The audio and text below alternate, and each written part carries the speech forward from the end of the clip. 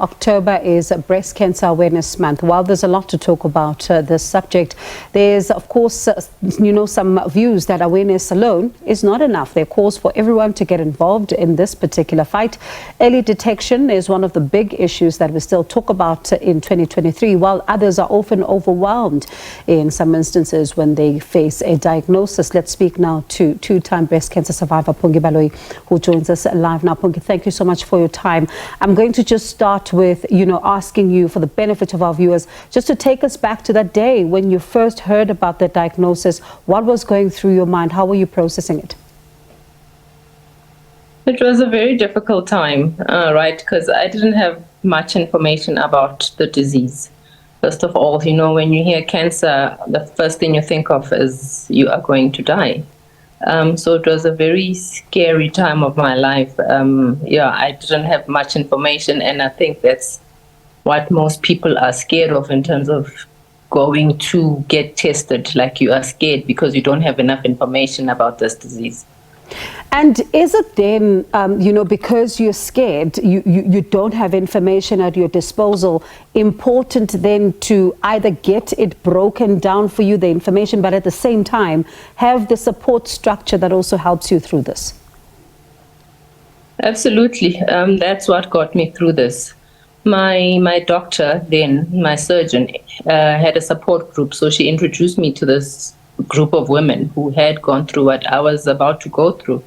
And speaking to them made a world of difference. That fear moved away, because now I'm looking at women who have gone through what I was, about to step into, and they're standing there. I'm thinking, okay, this is doable. It means I can also get through this. So it's very important, very critical that you surround yourself with people that, have gone through the same thing as you. And was there no anxiety for you at the time when you're now sitting with these women? They talk about this, but yes, in one instance, it can be the support. But were you not anxious, maybe about some of the symptoms or things you might need to go through? Absolutely. It doesn't take away the fear. It doesn't take it away at all.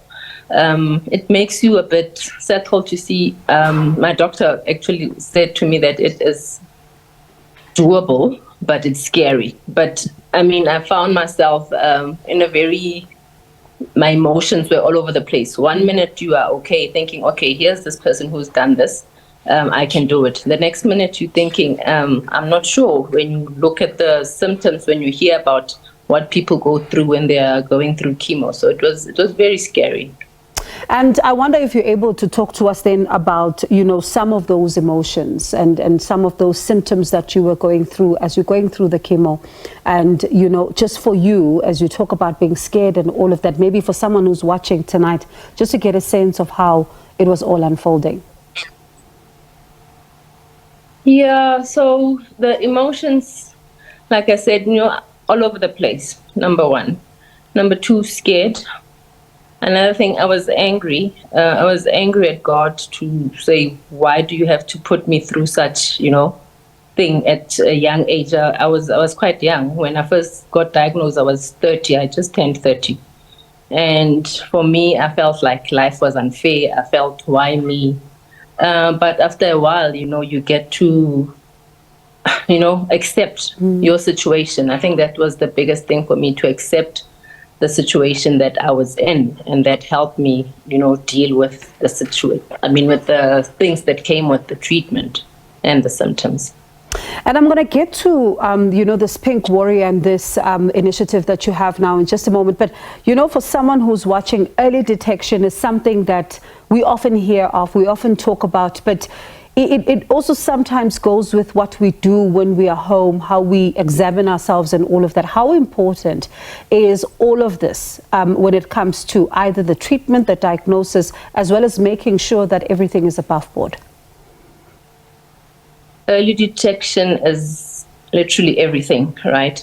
Early detection is everything. The reason I'm here today is because of early detection. I've been diagnosed twice, in a space of 9-10 years. And the reason why I'm still here is because the cancer was found early and it was treated early. So I can never stress that enough, that ladies, do your breast self-examination every month. Like set a timer on your phone, put a reminder on your phone to say every 30 days, this is what I'm going to do. And the best time to do those examinations is maybe 7 to 10 days after you've had your period, because the breasts tend to get lumpy when you are, on your periods. So 7 to 10 days after that, make sure that you set a reminder on your phone, something that will remind you to say, it's time to do this. It's very, very critical that you do that yourself. And for you then, because you talk about this early detection and also making sure that we don't miss the days at which we're supposed to do it. But what raised the alarm bells for you then to eventually seek medical assistance? Okay. For me, I think I was quite lucky for me to have gone there. First of all, the symptoms, there was no pain at all. And the only thing I knew about cancer was that you must develop a lump, and then that's the only time you will, know that you have cancer. So what started on my right breast was discoloration. It looked like I had a bruise on my breast, right? And this bruise didn't go away for weeks and weeks. And then later on, my breast now started retracting, like it literally got smaller. After the breast, now it was the nipple. My nipple retracted.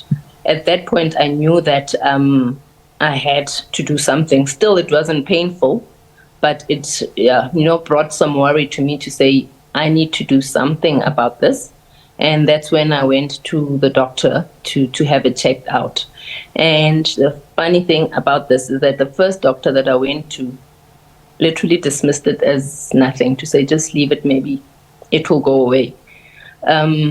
Few weeks later, when I was at home, the symptoms were not going away. I felt like it's getting worse, whatever it was, even though I was not in pain. Looked like it was getting worse. So I went to another doctor and I told them that, please, I need to have this checked out. And that's when they sent me for the mammogram, and they did the ultrasound and the biopsy. So that's how the cancer was diagnosed the first time.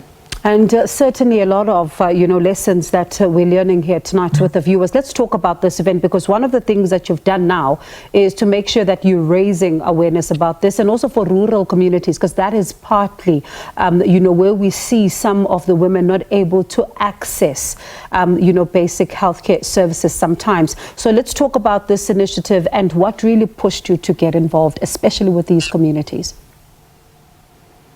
So when I got diagnosed in 2007, 2008, when I joined the support group, there was another group there that did a ride around the whole of South Africa in motorbikes, and they asked us to join them in this ride.